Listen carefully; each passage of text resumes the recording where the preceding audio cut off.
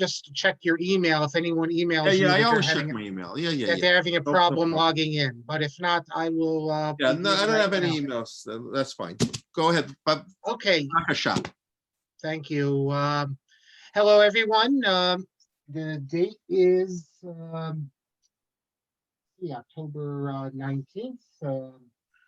My calendar here it says Cheshvan 1. The name of the month actually is Mar Cheshvan. And not because of Mar as in bitter, although that's nice drasha, but that's actually the name, Mar Cheshvan. And that's when you make the announcement. It should be Mar Cheshvan. This is the 21st class. And as I said, for the people who just came on, we'll fix that thing with the password, so you won't need it next week. A couple of people have asked, so before we even get into the class, let me explain something to everyone here. Let me pull up my things here. Hold on, I want to show you something. Okay, now I got it. Share computer sound. If you miss a class or you want to, first of all, you can always go to the website. Let's see, here we are. You should see this. Make sure it's come on. You can listen, but you can also go to if you go to YouTube and then you just search under YouTube, Torah in Motion, you come up to this page. And then there's a few ways. You can go to videos, and everything recently put on, you can see and you can listen. You can listen in the car as well. You just stick it in with your Apple Play, and then you can speed it up, different speeds, or you can search, for instance. Let's say you want to search Marc Shapiro or just even Shapiro, and then it'll pull up all the different classes. And you can, for example, you can watch, and then if you go here under settings, you can speed it up. So you can do 1.5, 1.25. And that's for the number of people who ask me. I keep saying you can watch on YouTube. They're asking, well, how do you watch on YouTube? Again, just go to the Torah in Motion site, and then you can either search for my name, or if you want to just see recent videos, there's so many other interesting ones. That's how you do it. If you're not sure, again, play around or email me. I'll show you. It's not that hard. Okay, a number of people sent me comments here. I'm sorry. I'm not going to be able to get to everyone today. I will get to everyone, believe me, the next class or the class after. I don't want to spend someone special send a whole class just responding to things. Now, I like this way a little bit. Otherwise, it'll be a different format. But I'll just spend 10, 15 minutes, and then we'll move on. And the others, I'll get to you. Oh, okay, I read more of that book over Shabbos, which I told you about, which has the stories, it's in Hebrew, of this American rabbi with stories of Gedolim. And I don't think it'll ever be published. It's not like Nassim Kamenetsky's book, but I told you one interesting. There's just like two other interesting things. I think you'll enjoy this. And then as we go on, maybe more. He says that, I'm just reading this. Once Rabbi Ruderman was with his brother-in-law, Rav Naftali. Rav Naftali is, was his name Herman, I think, Neuberger, who really ran the yeshiva, in a car, and they saw a sign, I don't know what city, maybe this is Baltimore, Kal Adas Yiraim. We have many shows called Kal Adas Yiraim. That means, the congregation of the righteous, the God-fearing. And Rav Ruderman was upset. He goes, how can they say about themselves they're Yiraim? Ana Rav Naftali, what did Rabbi Neuberger say back? How can the people on the Goat Moses Gedolei Torah call themselves Gedolim? So touche, I guess. And then he quotes interesting Rav Kamenetsky, which I had never heard before, that Yaakov Kamenetsky opposed giving two names to children. He says because nowhere in the Torah or Tanakh do you find someone with two names. So one of his grandchildren said to him, but there's a Tosfos Kesubos, which refers to Rabbi Yaakov Yisrael. And Rabbi Kamenetsky said, well, that's because Yaakov and Yisrael was the same. And just like Aryeh Leib is the same. And also Rabbi Kamenetsky said, Pinchas Eliyahu, we say they're the same, so that's okay. But nothing else. No, we all have double names. So Yaakov has no double names. But then one of his grandchildren what was it? Someone said to him, but your grandchildren aren't listening to you. Rav Yaakov Kamenetzi's grandchildren gave themselves double names. And Rav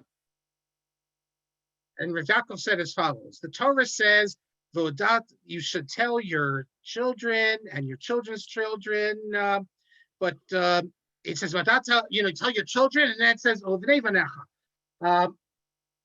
He says that whatever happens after the children, he says, the Torah says, you should tell your sons, right? So Yaakov says, whatever happens for the grandchildren, that's not my responsibility.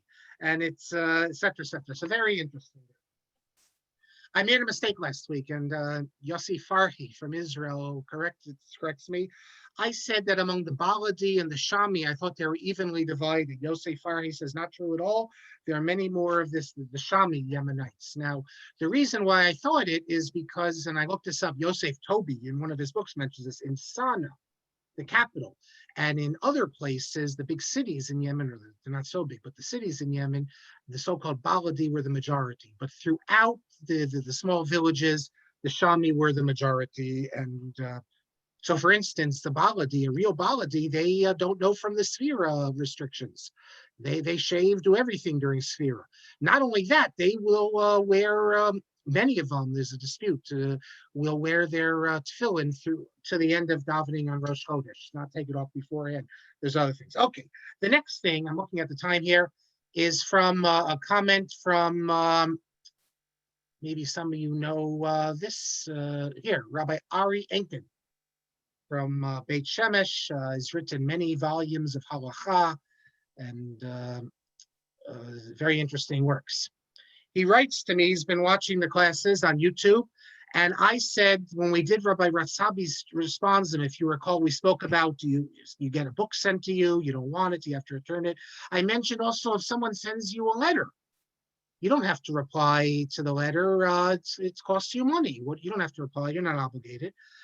Rabbi Henkin says that he agrees with me, since it costs you money, you don't have to respond. But if someone includes an envelope, or if it's an email, he thinks there's a hashkafic requirement to do so. And he has an article you can see it on OU Torah, called Responding to Letters. And he makes the case, he quotes from Chaim Palachi and others, that you are obligated if it's just a matter of your time. I don't know how far to take this, because some people are getting hundreds of emails a day. Obviously, you can't reply to everyone. But his basic point, I accept what he says. Look, you can say that if someone on the street asks you a question, you can say, I don't have to answer. It's my time. Time is money. Even if it's only 30 seconds. We have to have certain midos. And so Rabbi Henkin, you can read his article, and he quotes from Chaim Palachi saying that this is Derech Eretz, and Derech Eretz goes before the Torah.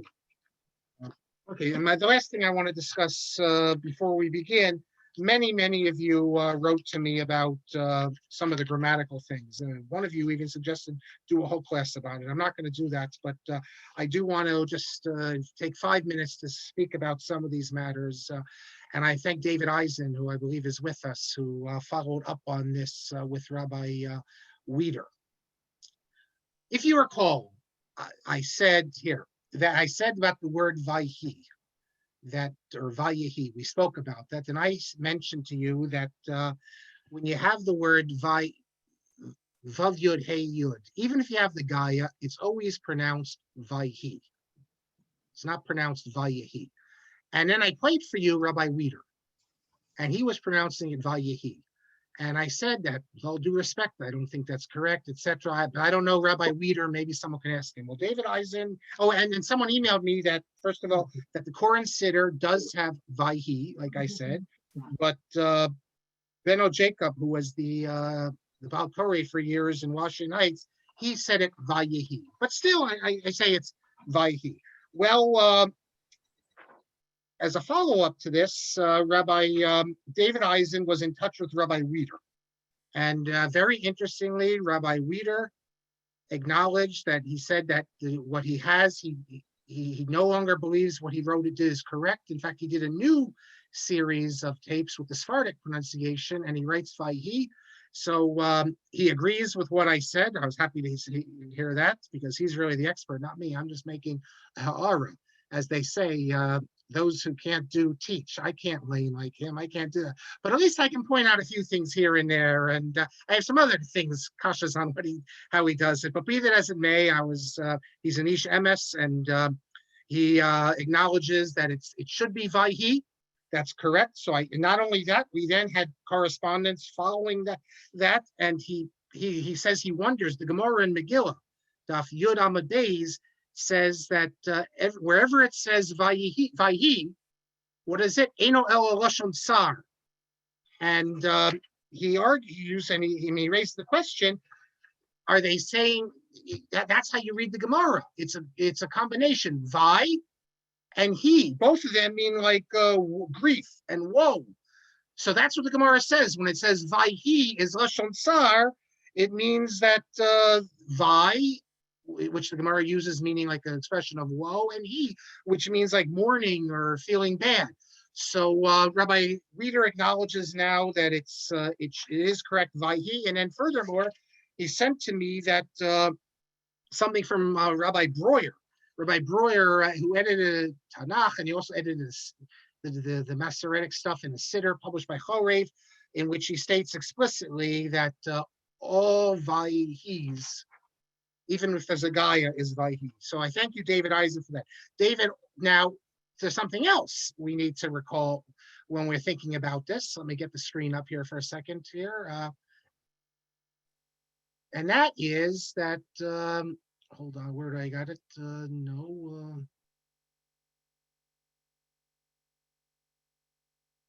On here, I have it somewhere. You look at the beginning of Megillah Esther. The beginning of Megillah Esther, you can see it says Vayhi. There's no Gaia. So everyone would agree that there you say it as just read it Vayhi. And David Eisen sent me all sorts of interesting YouTubes from different people reading it. And I can send you plenty. They all say Vayhi, including this year at the YU, the Guk-based Medrash. The Ammonite one David sent me, which to send in, one's interesting because the pronunciation, they pronounce certain letters, certain vowels different than us. I believe it was the Segel, maybe they're responding, right? Segel is like, sounds like a patach. But one of the ones David sent me is the Lubavitcher Rebbe. So I want you to listen here to the Lubavitcher Rebbe.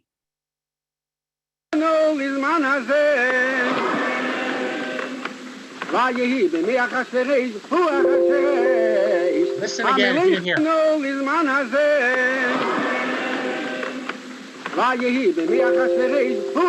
Okay, so he read it very clearly, Vayehi. Where did I have, how it should be read is, where's, I thought I saved, here, listen to Rabbi Weeder.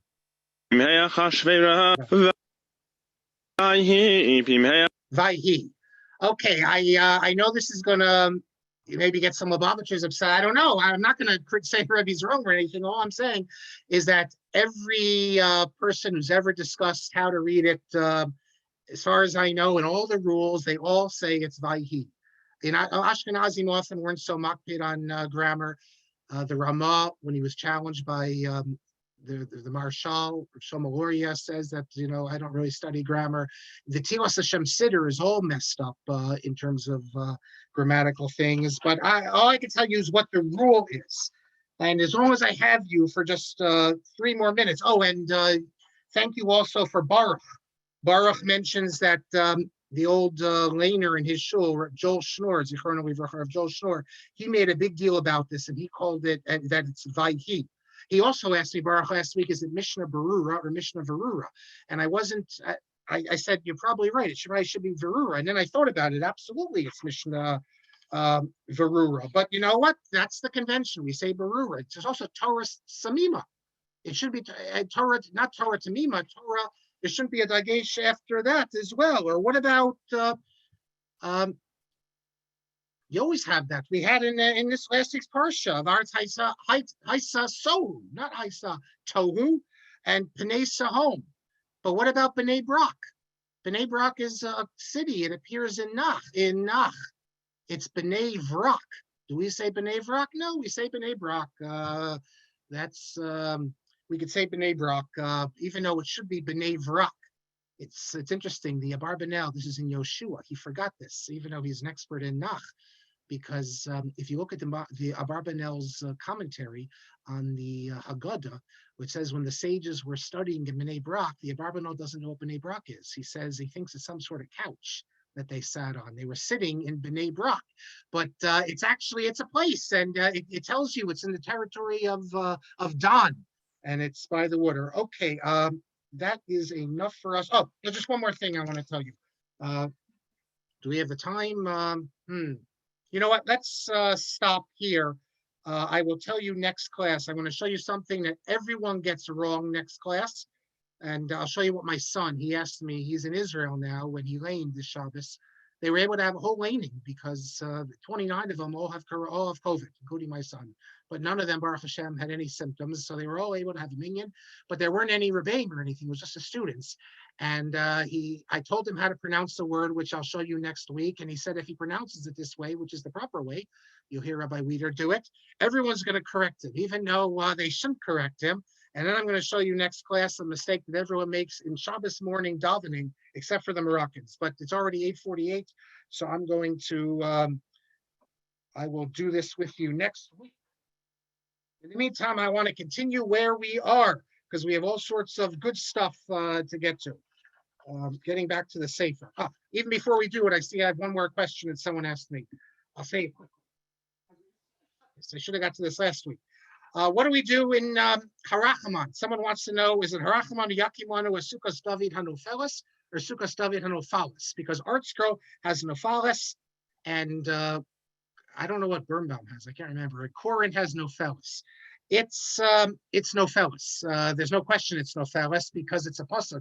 I'm going to pull it up right now just on my little computer here. It's in Amos. It says in Amos chapter 9, verse 11, Bayomahu Akim et Sukkos David Hanofelis.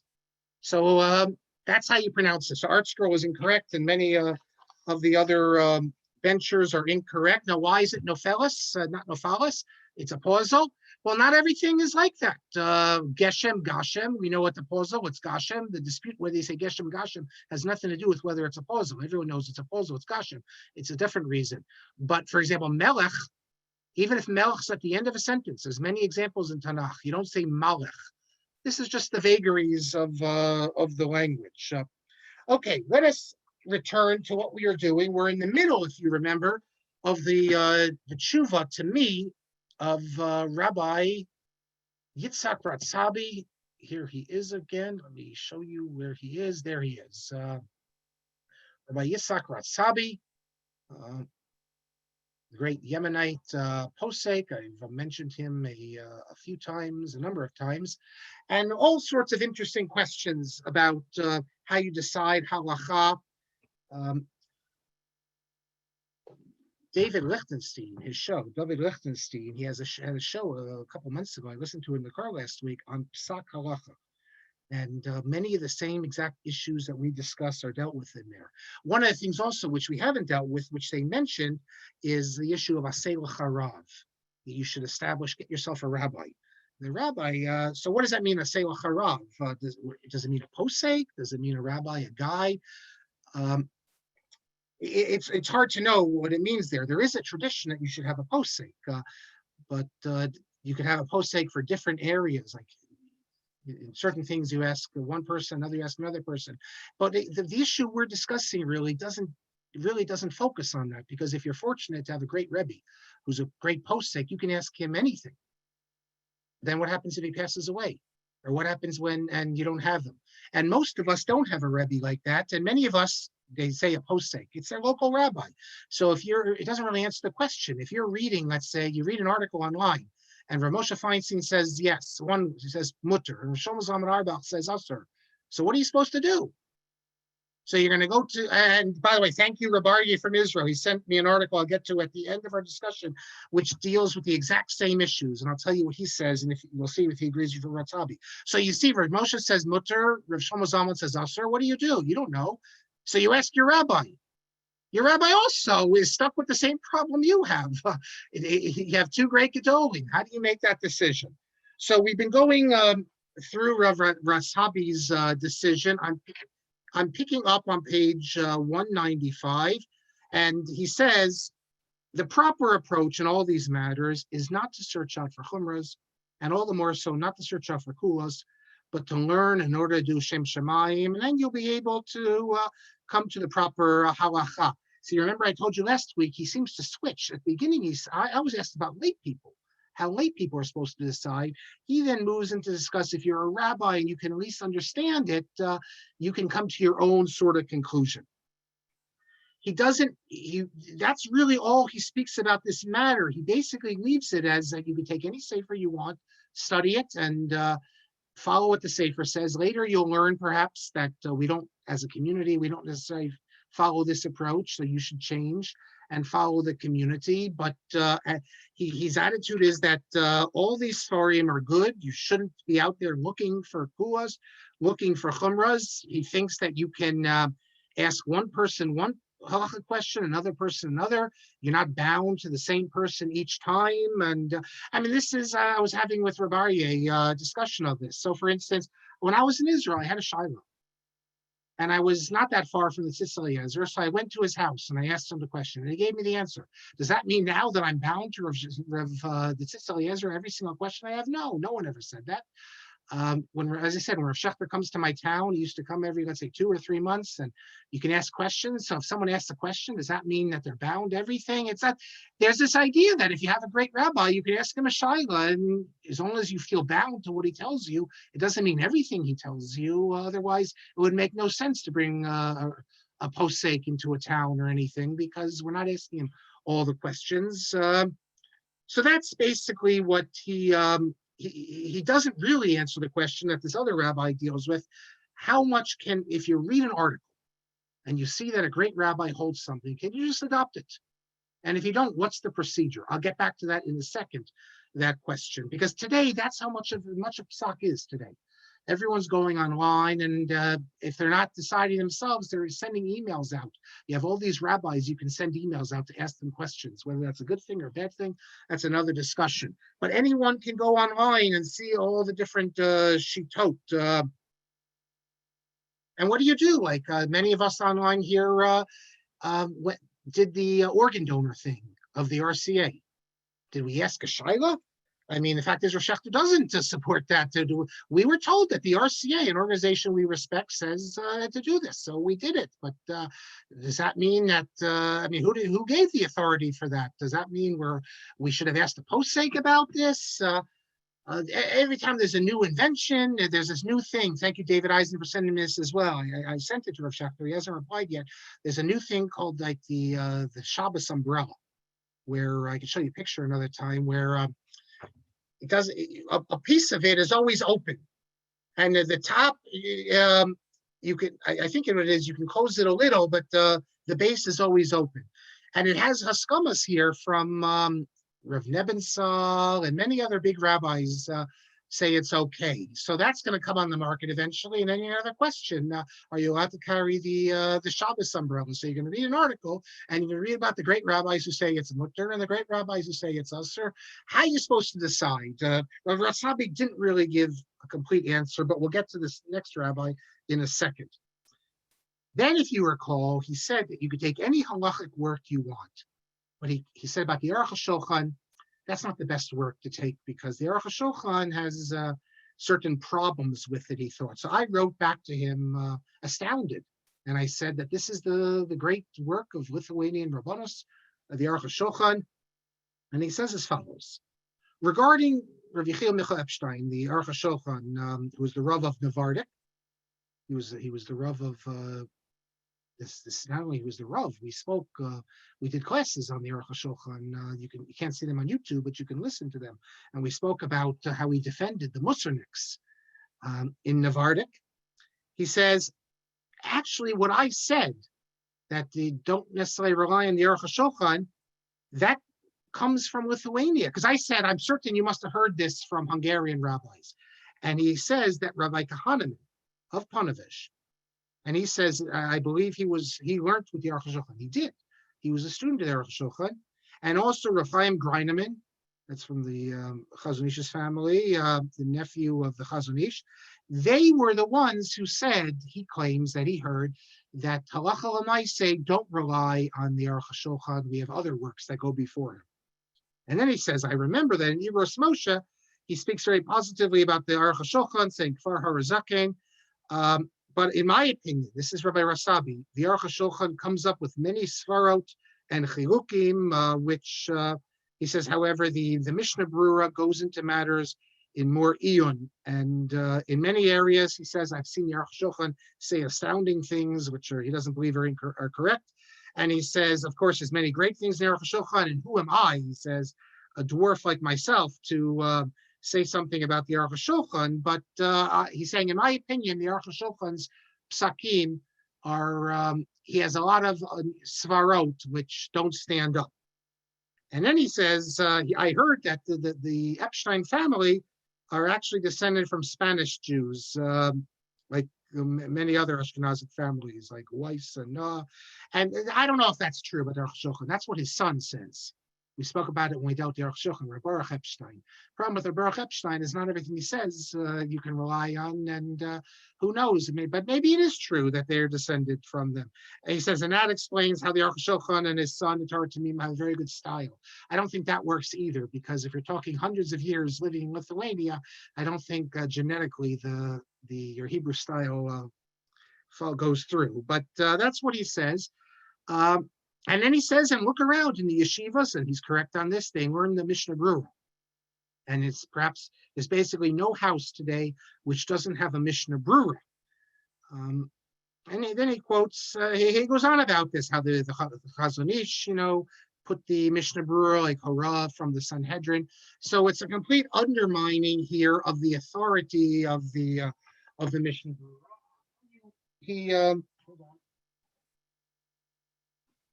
In Rabbi Henkin's book, Rabbi Henkin, who was killed, Eitam Henkin, he quotes on page 317 he's discussing the Kochal Shami Adif. Among the later authorities, who was regarded as superior, that if there's a dispute, you go by. And he mentions how in his family tradition that the Arukh ha-Shulchan was the Poseg Acharon. But he also mentions here Rabbi Kahanamid, who says that the Arukh ha-Shulchan's strength was like at the first glance when he first did the sugya. But in terms of going into it in more detail, he thought the Mishnah Berurah. So that could be where this story originates from, that the Mishnah Berurah should be preferred according to Rabbi Kahaneman. But we know that as I mentioned last class, many Litvisha Rabbanim held to the Arukh ha-Shulchan more, and Baruch pointed out that in the yeshivas, they held to the Mishnah Berurah more, whereas in Rabbanus, they held to the Arukh ha-Shulchan more. Despite Rav Soloveitchik and Rav Moshe Feinstein and Rabbi Henkin, I believe that the Arukh ha-Shulchan's day has passed in that respect, because the Mishnah Berurah, you can even say that the Mishnah Berurah is maybe the last of the Achronim. It does seem, although Rav Soloveitchik and others and Rav Moshe Feinstein could dispute with the Mishnah Berurah, it's today, if you look at the poskim today, almost 100 years after the Mishnah Berurah's death, it does seem like it's almost impossible to find an Acharon today who will just reject the Mishnah Berurah out of hand like they would have done in the Mishnah Berurah's lifetime. It does seem that maybe we entered a new era. I don't know what they're going to call it. Come back in 100 years. The Rosh Yeshiva, or I'm not sure what they're going to call it. The Malaktim, I don't know. But it does seem that the Mishnah Berurah, it's like a new tkufa, a new era. And forgetting the quality of one work or another, the Mishnah Berurah has won that battle. And everything now builds off the Mishnah Berurah, it seems. So that is the responsum of Rabbi Rasabi. Very interesting. Oh, so then Rabbi Aryeh Leib from Eretz Yisrael, Machaber Svarim, big Talmud Chacham, who's been watching the classes, sending me his comments. And I'm honored by his comments, and I'll get some more of them. And although I think if we have to argue about matters, he'll usually be right in halakhah, but he'll acknowledge that, and you'll see later that in our dispute today, I was correct, as he acknowledged. But he sent me a very interesting article by Rabbi David Aryeh, who he says is a great Talmud Chacham and is written one of its kind, several volume work of all the halachas of Bein Adam Chavero Kol L'Reacha Kamocha. And he also wrote the most comprehensive article in existence concerning the question you raised. And I'm holding the article here, and the article is how to decide Lamaisa in questions. He's mostly focusing on Shabbos, and he raises the questions. You have, for example, how to make tea. Well, he says we have many disputes, and what he just talks about Shabbos would apply to everything in Hilchos Shabbos. And the question is, how do you know what to decide? Can you just decide you're going to go to the Mekilin? He says, for example, how to make tea. Some people say yes in a Kli Shlishi, others say no. Some say even in a Kli Sheni. He doesn't say that, I'm adding it. And he gives a number of examples. Anyone can, opening bottles, things like this. Anyone, you can go online, you can read it used to be you go to a sefer. Today you go online, and what do you do? How do you decide this thing? And he has a very long article bringing proofs from Rishonim and Achronim. I'll read you his summary. He says that this is what he concludes. And he brings he gives different possibilities, scenarios. Let's say you have someone who wants to be Mekel and says, I'm going to go into Mekilim. And then he says someone who actually asks a posek and he gives them a heter. And then there's someone who learns from the Sifrei Poskim and he sees there's different opinions. All these different things. This is his conclusion. We're not doing his book, but I'll just give you his conclusion. He concludes that if someone's your Rebbe, if you have a Rebbe Muvak, you can follow everything he tells you, even if everyone under the sun disagrees, even if he's not the greatest gadol, but he's your Rebbe and everyone else disagrees, you can follow him, even in Torah matters. But that's not what we're talking about, most of us. Then he says, just like Rabbi Rasabi says, he says, if you don't know that there's a machlokas or anything, you just start learning a sefer. You can rely on anything the sefer says. Later, if you learn that, hey, you're relying on this big kula in the Chayyadim, no one accepts this, okay, then at least he then holds you should change your opinion. And Rabbi Rasabi also, although he wasn't so strong, he thought that it's probably like the best thing to change your opinion so you don't diverge from everyone else. But then he says, let's say let's say you Google it and you see there's many different opinions. And you see that most of the post-scheme are Mekel, but only a few are Machmir. You can be Mekel. So you go online, you see that in how to open a bottle or something, most of the big post-scheme are Mekel, a few are Machmir. He says you can pick the lenient opinion. But he says if most of them are Machmir and only a few are Mekel, you have to be Machmir. It's that would mean though that if you go, let's say if you just go online and you see in Ramosha's Mekel, but Rav Shlomo Zalman's Machmir, or Rav Adya's Machmir, or Rav Yasha's Machmir, you have to be Machmir. He doesn't say you should, he says you have to be. I don't know, is that true? Can't we say that Ramosha still Ramosha, and that Yeshal Mal Lismoch, that maybe if it turns out in the days of the Arukh ha-Shulhan, you could turn on a light on Yom Tov, because the Arukh ha-Shulhan said you could. Over time, it developed that we didn't do that, so then it wouldn't be acceptable, I guess. But I'm not sure that this is accepted by everyone, and I mean, like let's say you ask a Shaila, you ask Rav Asher Weiss, and he tells you something. And then you learn later that everyone disagrees with Rav Asher Weiss. He's not your posek, but you asked him the Shaila. Do you then have to stop doing what you're doing? No. And what I don't. Who says you have to stay change? You asked the posek, he gave you his opinion. You followed it. How is it any different than if you read in a sefer where Rav Asher Weiss says? Everyone knows how great Rav Asher Weiss is. I'm not sure about that one, but I have to read carefully his arguments. And then he says, if you know that if there's a dispute and it's a matter of Torah, then you should go with Hakmir. If it's Rabbanan, you should go with Kula. That's also a bit problematic because it gets back to the question. If for a posek, I know they often say that. Go with Chumrah and Daraisa, go with Kula. But if you're a layperson, and like Ramosha Feinstein says, you can do it. I'm not sure we've said that in a case like that as a layperson. You need to decide this. And then he says, if you're a Talmid Chacham, however, and you learn the sugya, and you concluded that you could be lenient, it doesn't matter that everyone that the lenient authority is maybe a minority. You can go by them. So we have some crossover with Ratzabi. I think there are a few differences in at least one area that's not so clear, but. needs to ask your local rabbis. Ask them, like, because most of our local rabbis are not real poskim. What do they do if you ask them a question? Maybe they ask their posek, or maybe they just decide what considered the oilam does. I don't know. This is never to my answer to my satisfaction. We have in Choshen Mishpah, especially you go before Beis Din, there's a concept called kimli, that you can say, when you're arguing in Beis Din, you could say, well, you can't rule against me because I hold you should pass in like, I don't know, the halakhah mahokek, because his opinion is in line with mine. And there's a lot of questions. When can you say kimli in Choshen Mishpah? Okay, now we're up to Pei-Vov, page 196, number 86. And we return to this, oops, no, this is not what I want there. I want this page.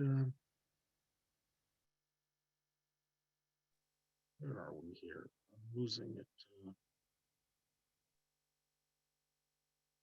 Rav Menashe Cohen, Menashe Katan.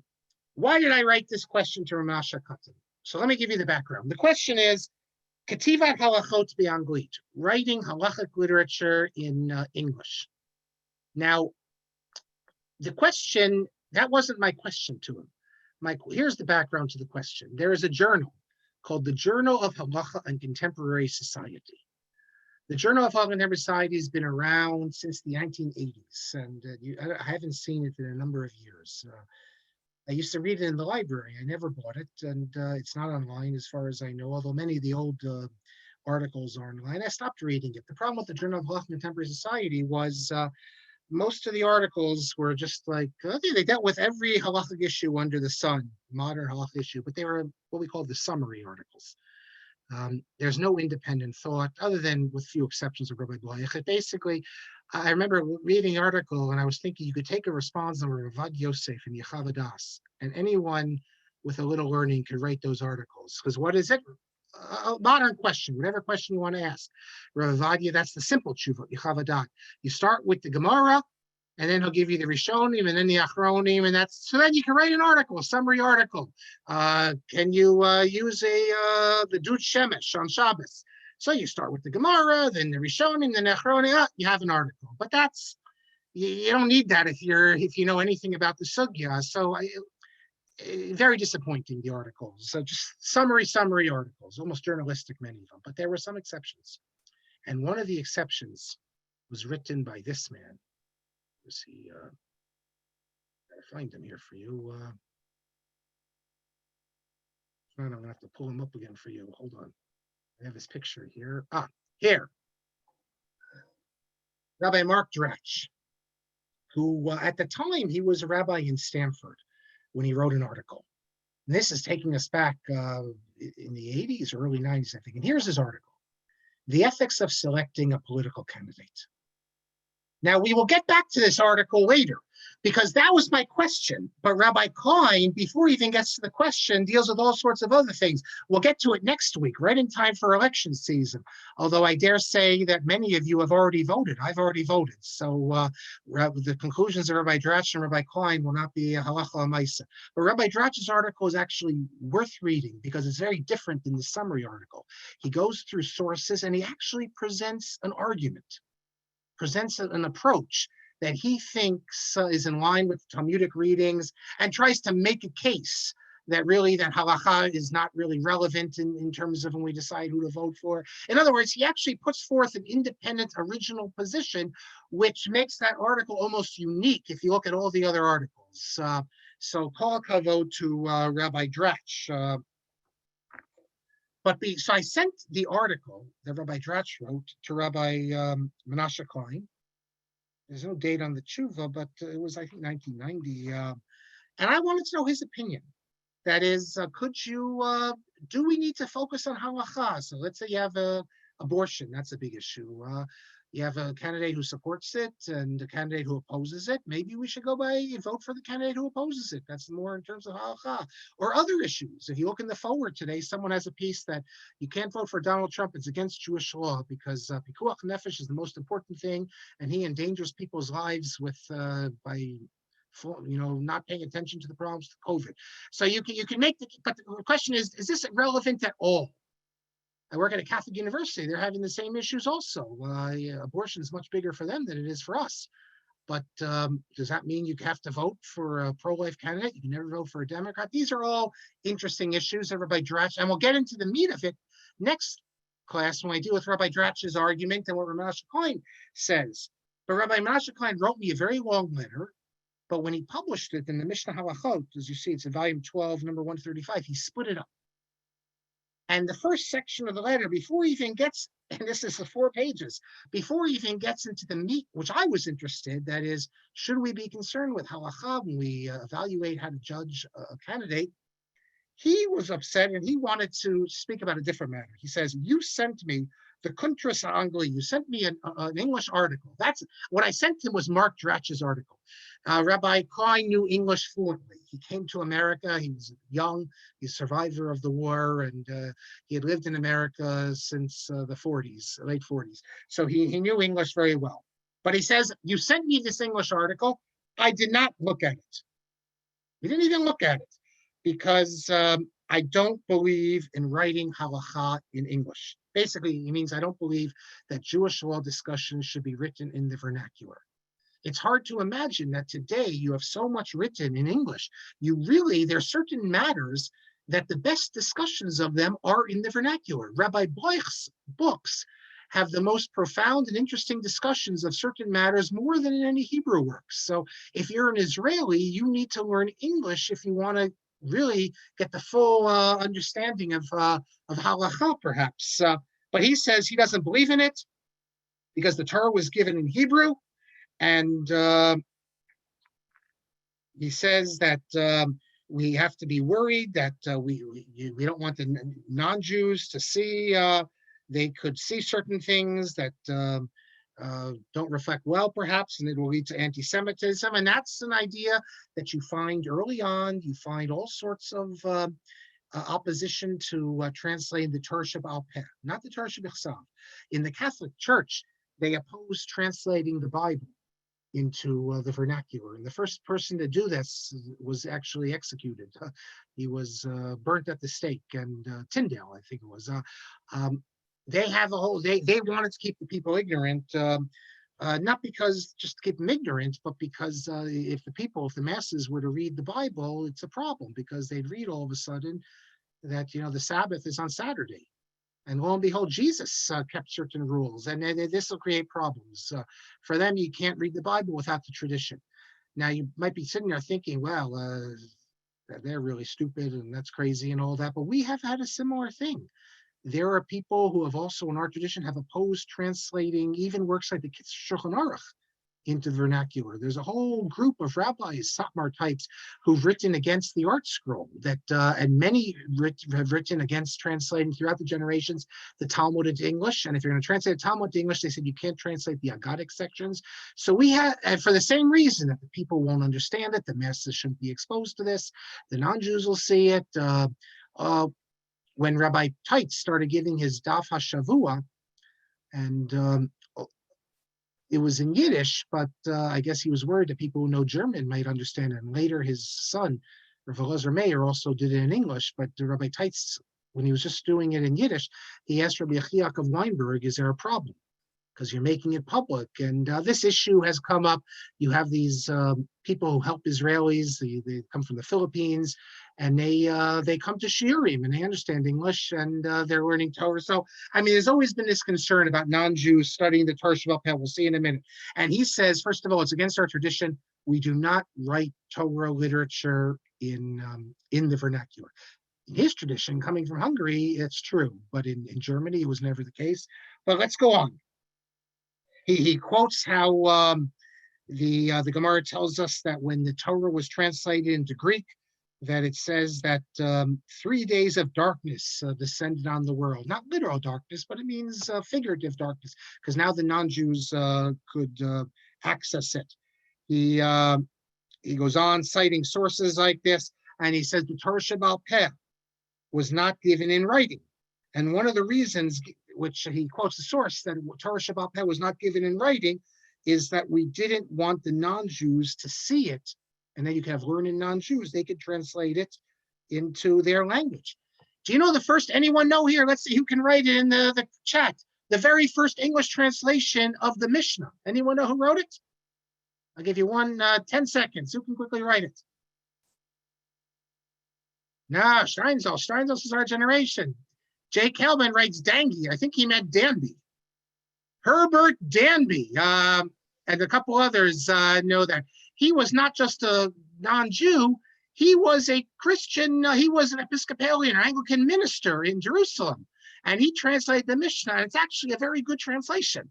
And not only that, there's an excellent translation of Pirkei Avos with wonderful notes by R. Travers Herford. And he's a non-Jew. And it gets even better. In the Sonsino translation of the Zohar, one of the collaborators is himself non-Jewish.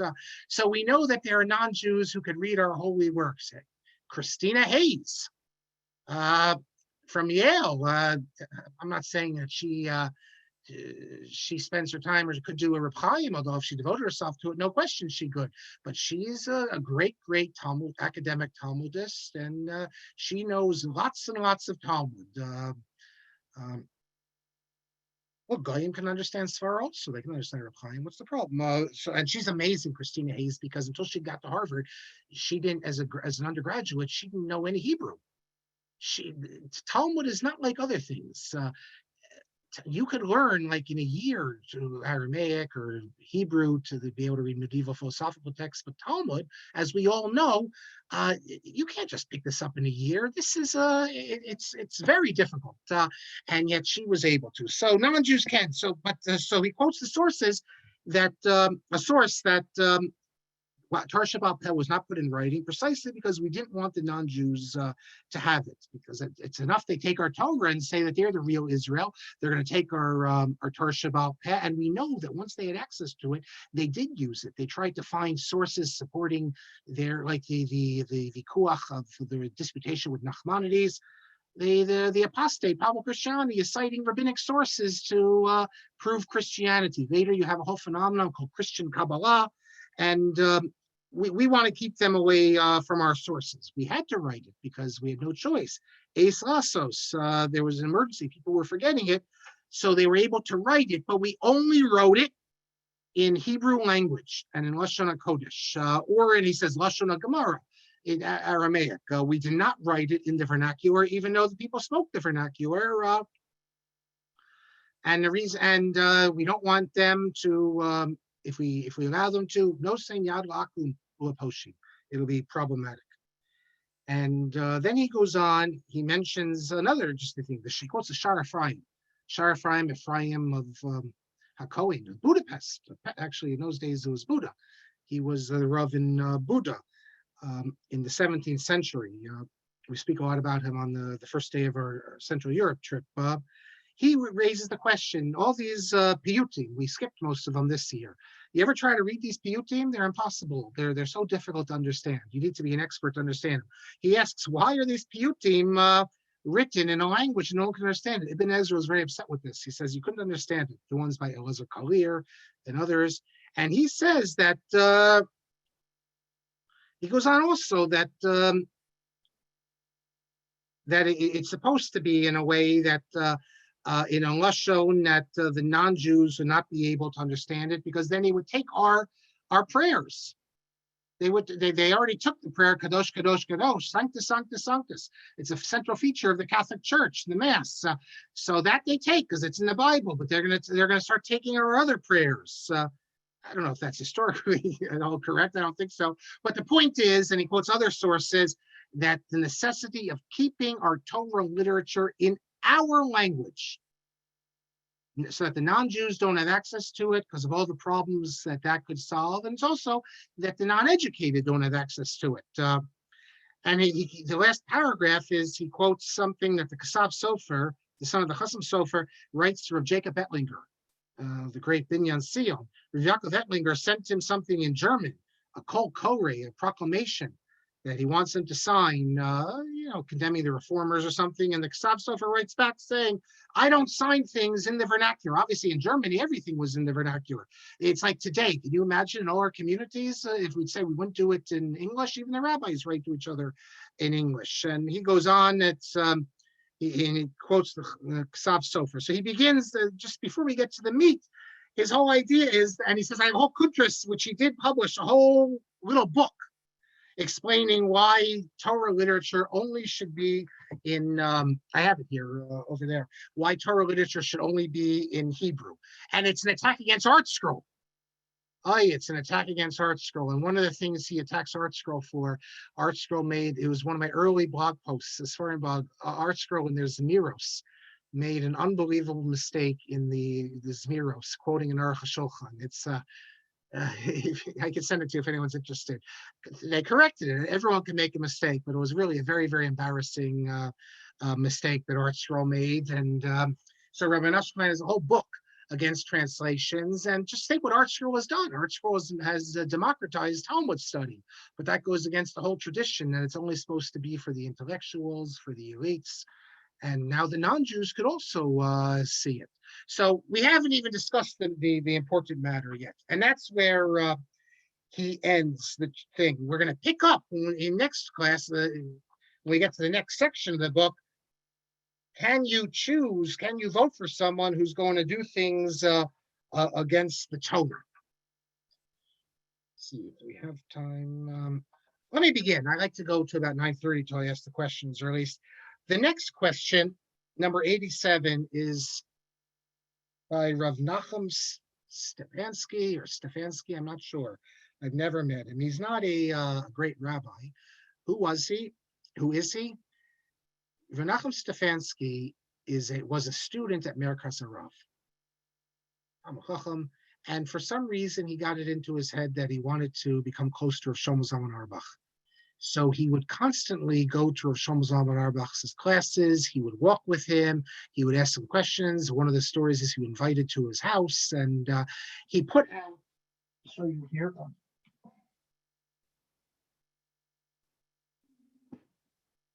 He put out 3 volumes called V'alei Yibol, from the Hanhagotah, from the practices of Rav Shlomo Zalman Auerbach. Full of amazing, interesting things. And in the 3rd volume, that other people told him, I heard from Rabbi Kimchi in London, a student of Shlomo Zalman, that reading this book, it really brought back memories of Rav Shlomo Zalman. He said so. And he also has a book, incidentally, called Mimir Nativ Meir. Mimir Nativ Meir, from Rav Aryeh Bina, the founder of Nativ Meir. But you have these 3 volumes full of fascinating stuff. Let me just give you an example before we get to my question. That he says,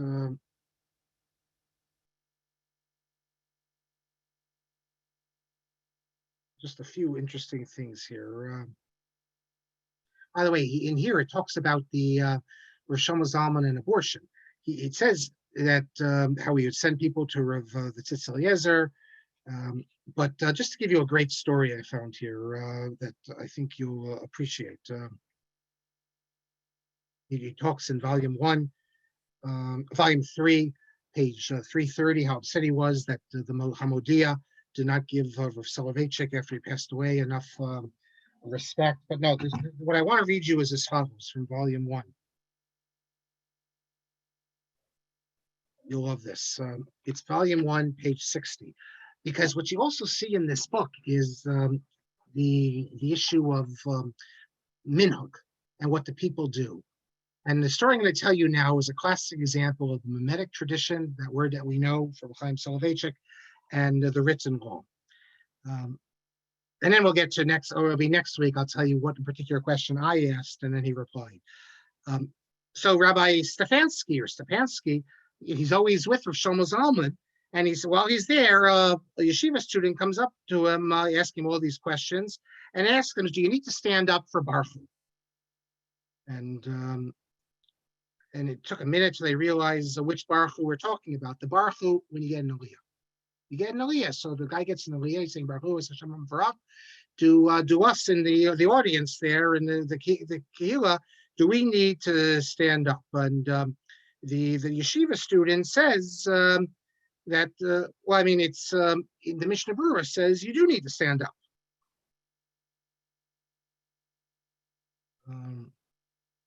Now the thing is, the Rav Shlomo Zalman used to sit down. He didn't stand up for that. And Rav Shlomo Zalman says as follows. Rav Shlomo Zalman says to the student, there are many things that's written that the practice is to stand, and we see that we don't stand. And then Rav Shlomo Zalman says, Vayvarech David. The Ramah says the practice is to stand, and we don't stand. It's funny, Rav Shlomo Zalman in his shul, in Shari Chesed, he didn't stand. We all stand, I think. I haven't been to a shul where we don't stand. Has anyone go to a shul where you don't stand for Vayvarech David?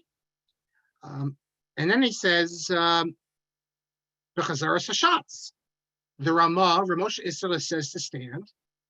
In yeshivas, they used to stand, but in shuls, the minhag is to sit. And that's also the minhag of Rav Avram David of Rosenthal, and he was the Rav of the shul that Rav Shlomo Zalman used to go to.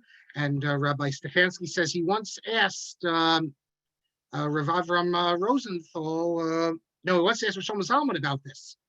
The Ramah says you're supposed to stand during Chazaras Hashatz. So Rav Shlomo Zalman, I'm not sure if he's referring, if he asked Rav Avram Rosenthal or Rav Shlomo Zalman, he says the Rav.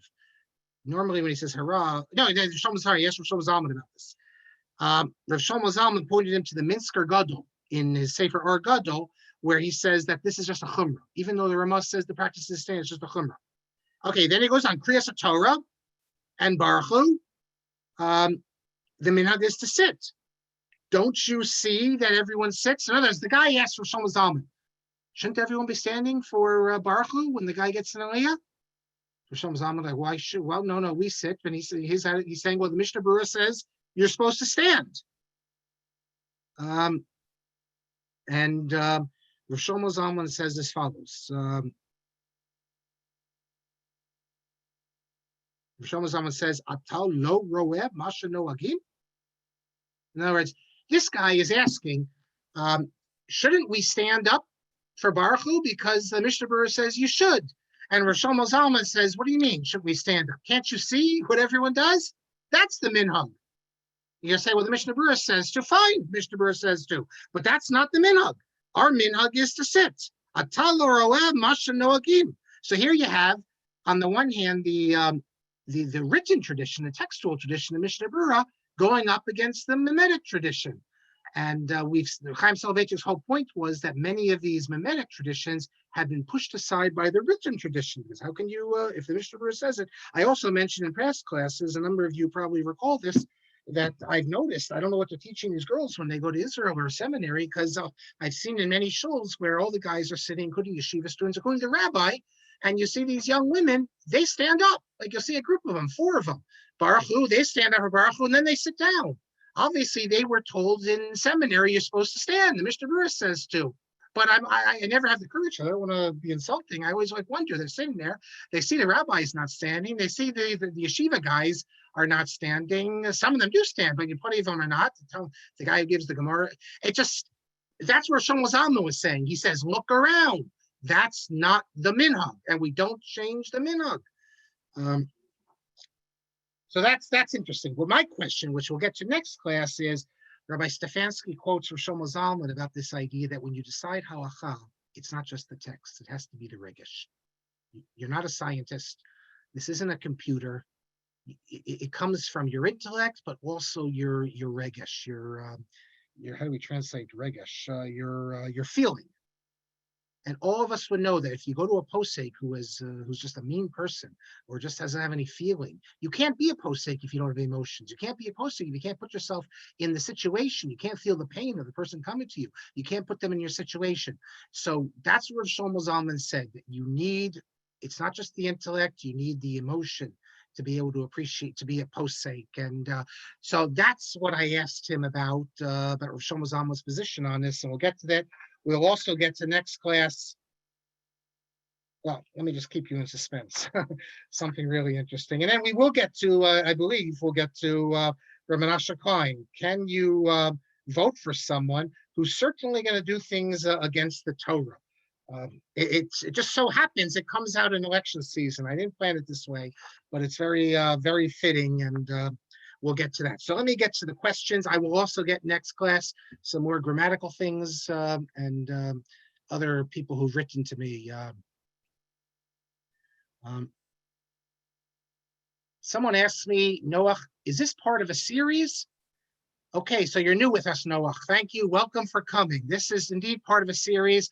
This is part 21 of the series. And I don't know how many more there are going to be. I'm guessing around 50 or so, 45. But I'll be sure to catch up. Okay, if you want to, feel free. They're all on YouTube. But yes, this is an open-ended series. But each class we try to do independently. But wait till we get to stuff about Jewish history and Jewish books and something unbelievable from Rav Hershel Schachter. Even if you're not such a great fan of Rav Hershel Schachter for political reasons, wait till you see his sitkus. What a story, I'm going to tell you. Shmuel says he heard Rav Moshe Feinstein was also against double names. I don't know. I didn't hear that. Is that interesting? What do any of his sons have double names? Let's see. Ruvain has a double name, doesn't he? Ruvain Feinstein? Ruvain Shlomo, I think. Ruvain Shalom. Isn't his name Ruvain Shalom? I recall in the Igros Moshe, someone check it, that when Rav Moshe writes to his son, I'll check it right now, if I can, I believe I'm positive that he writes to his son as Ruvain Shalom. The tshuva I'm thinking of is, yes, Shalom Ruvain. He writes to his son. His son's name is Shalom Ruvain. I'm looking at it right now. One of the tshuvas, neighbors Moshe. So that Shmua, I think, is not correct, unless he had a special reason to give the name Shalom. Maybe Shalom's not a name. Maybe Shalom is just a good wish. Remember, Shalom is not the name, really, of someone. It's not like you're naming someone Yitzhak Ruvain. I don't know. Ask someone. We used to have with us for many years. I think he listens later, but one of Rav Moshe Feinstein's great-grandchildren, one of Rav David's grandchildren, was listened to us for years. So if you're listening later, he's not with us live, he will get the answer to that.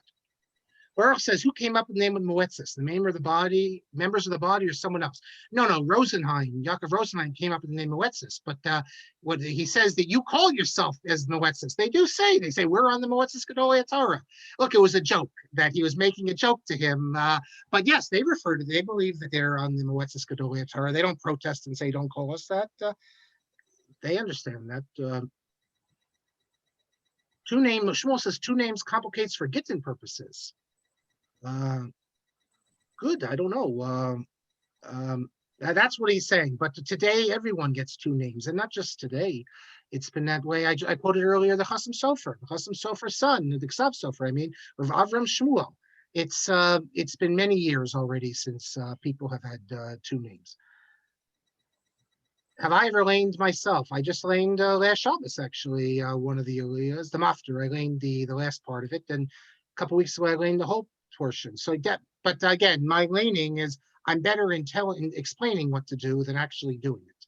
And I don't measure up to, it's not, I tried, the last time I laned, I tried to do what Rabbi Weider does, all the Shvanas and Shvanats and every Kamatz Katan. And then I did it for one Aliyah, and then I sort of gave up because look, no one's even going to notice. So I'm putting all this effort in. I'm not, believe me, like I say, those who can't do teach. So that's where I am. I'm okay, but I'm nothing special.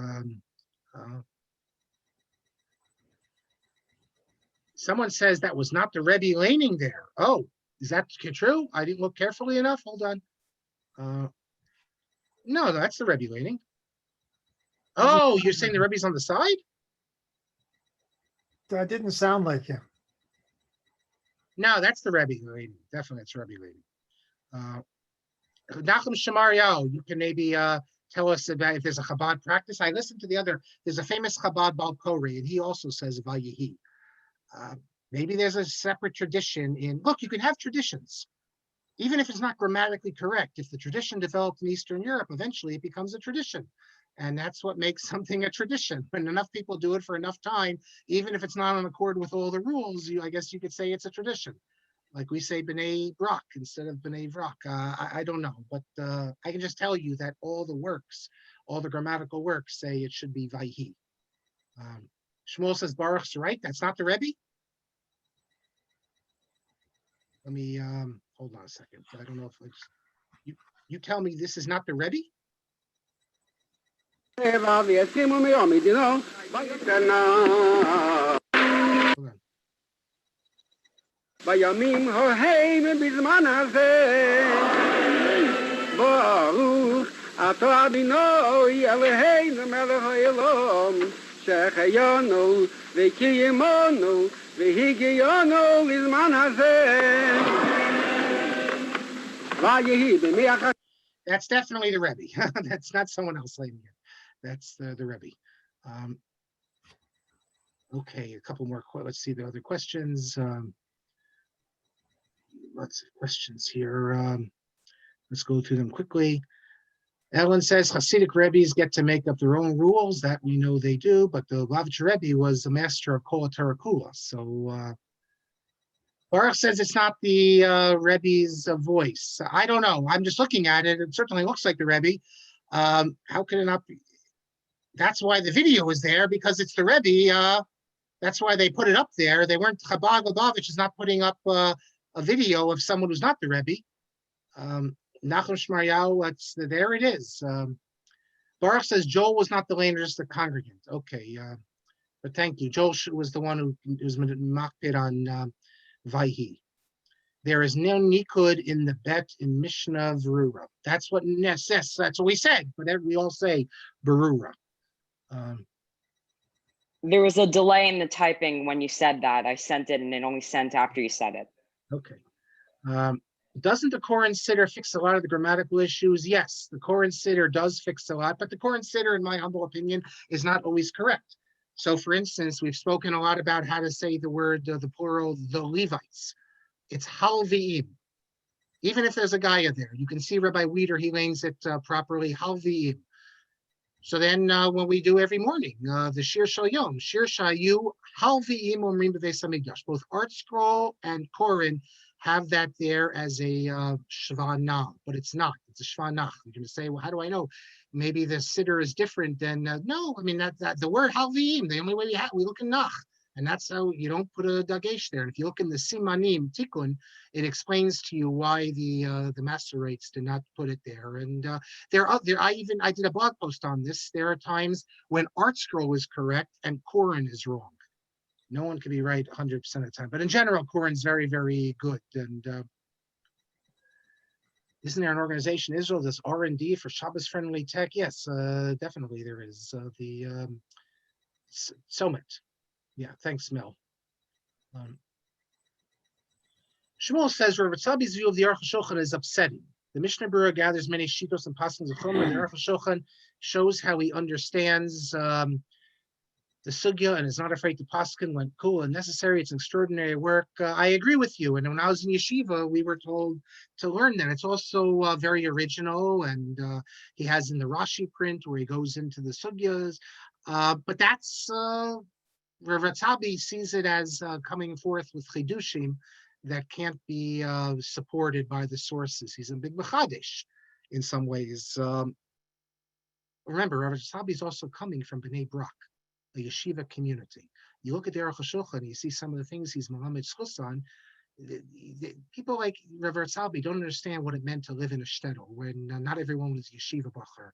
And the Arukh HaShulhan is trying to produce a work like that. Who do I think the Posek Hador for Golos Jews in America? You were born in 2003. Who do you turn to? There's plenty of poskim in America. Well, if you're in the YU world, you have YU poskim. You have Rav Shechter, Rav Willig. If you're in the Haredi world, there's plenty of poskim. I'm in the Montreal world. Okay, here, let's just keep it to mute though. So type it in. The Montreal world. I don't know what's in Montreal. I can't tell you, but These days, everyone sends questions. The posek doesn't need to be the local posek. It's hurt the rabbis a lot because local rabbis used to have authority. In fact, you're in Montreal, fine. You poskim don't need to be in your city per se. And Noah says also, Noah, the tkufa of the achroni. It's definitely, I don't know what they're going to call it, but you're correct, Noah. We're definitely in a different tkufa than earlier. The Tachtonim, Shmuel says they were saying Tachtonim, and Rabbi Kelman says we're in the tkufa of the Masadrim. Okay, whatever you're going to call it, it does seem we're in a different era now.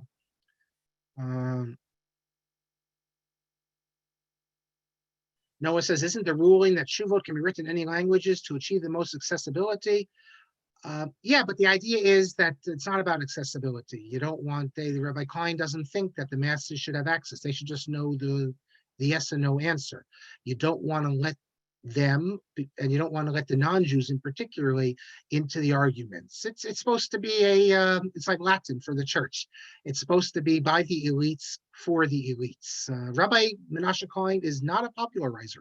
He does not believe, for example, in the mass study of Talmud. He believes in elites. He's really very much like Hungarian of 100 years ago, that the elites study Talmud, the masses study other things. And Baruch says the journal stopped studying a few years back. Ellen says the Vulgate was the vernacular in its day. Not at all. The Latin was never the vernacular unless you're in Rome, going back a long time ago. In medieval times, you say, okay, so yes, the Latin from the beginning, Jerome, you're saying. Okay, but by the time you get to medieval period, it's no longer the vernacular. Okay, I misunderstood what you were saying.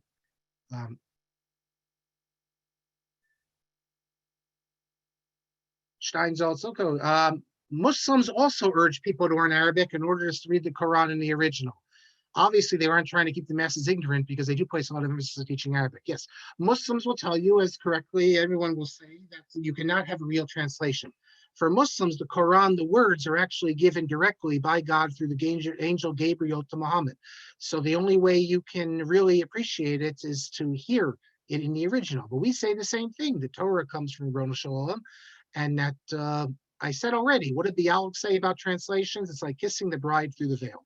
I think that's the most important reason we send our kids to Israel, so they can read. They're not going to become the greatest Talmidei Chachamim unless they spend years. Maybe they will. But even if they don't have, only if they can learn a little bit each week, the ability to be able to read a Hebrew text, the ability to be able to pick up a Shulchan Aruch and the Mishnah Berurah and read something in the original, that means that you can be you can be married to the Torah, as it were. It's not just engaged, to use an expression that Rabbi Soloveitchik spoke about Reb Chaim. And if you have to read through translations, you will never be able to really be married, embrace the Torah in and of it completely. So yes, translations help us, but it's very important. And the Muslims, but the Christians didn't have that approach. There's no stress on limud Torah for Christians. I work at a Catholic university. The idea that there's this concept of study. Yes, some of the evangelicals study the Bible, but for Catholics, there's no such conception. Jastrow is Jewish, but he made a dictionary. Yes, he did not translate. He didn't translate anything. Christine, yeah, you're right. Not Christina Hayes. Christine Hayes. Christine Hayes, not Christina. Correct. She's at Yale at the present. Shmuel says in the Torah in Motion lecture with Daniel Sperber, he talked about his relation with Shlomo Zalman Auerbach and how attentive he was to the individual. We're going to get to some of the regesh, very important. Rav Shlomo Zalman Auerbach was, the stories are incredible about Rav Shlomo Zalman Auerbach. Ellen says every politician does things against the Torah. Correct, Ellen? But should you then try to pick the politician who does less things against the Torah? Or is that not even a concern? The same question we're going to deal with next week, that Menashe Klein and Marc deal with. Right now, they're dealing with in the Catholic Church. And again, at the Catholic University, I can tell you that it's happening. You have bishops saying you can't vote for Biden because of abortion. Others saying, no, this is just one issue. You have to take the totality of it. And others say this has to be an important issue. It doesn't have to be the deciding one. We will see what Menashe Klein says about it. Mel says in yeshivas and yeshivish minyanim these days, almost everyone stands for shots, and most people stand for Kriyas Torah. In yeshivas in Europe, they used to stand for Kriyas Torah. And I assume Chazaras Hashatz also. Chazaras Hashatz is mentioned by the Mishnah Berurah to also stand. But I think, Mel, if I asked you in Yeshivish Minyan, when they said Kaddish, what does everyone say? Do they say Yiskadal or Yiskadel? You can write it in, but I tell you, they say Yiskadel. Even though no one ever said Yiskadel in Europe. It was not done. Even in Rodin, no one said Yiskadel. And Yiskadel is not the original. That's not what they said in medieval times. It's not what they said 500 years ago. It's not what any rabbi in any place in Europe ever said. But the Mishnah Berurah held it should be Yiskadel, and that now has become the minhag that shows you the power of the Mishnah Berurah. But it's not the Masorah to say Yiskadel. I think the Rav actually said Yiskadel because he independently was convinced of it, but that was never the tradition, and yeshivas don't do it because of the Rav. They do it because of the Mishnah Berurah, and I've seen it in my own lifetime, how Yiskadel became standard for yeshiva students. Baruch says it's definitely not the Rebbe Laning. Well, who is Laning then, Baruch? We all thought it was the Rebbe Laning. I believe you. I'm no expert in Chabad, but the people who put the video up thought it's the Rebbe Laning. But we'll get to Nachum Shmaryahu. He doesn't listen live, but he's our resident Lubavitcher. He's also a historian of Chabad, very talented young man. If you listen to Rabbi Rekefetz, he sometimes mentions him also. He will tell us who that is. He's saying the Rebbe is just reading along. He's not saying it. Okay, and you bet me for copies of all my books. I'm not going to take that bet. Okay, I take what you say, Baruch. You know more than I do with false advertising then. But we'll get to the bottom. Nachum Shmaryahu is going to tell us who's Laning. I'm not betting, so I don't have to give you anything. The Rebbe's voice is different. I only spoke to the Rebbe one time. We're going to get to the Rebbe's letter to me later on as well. Okay, we're getting to the end.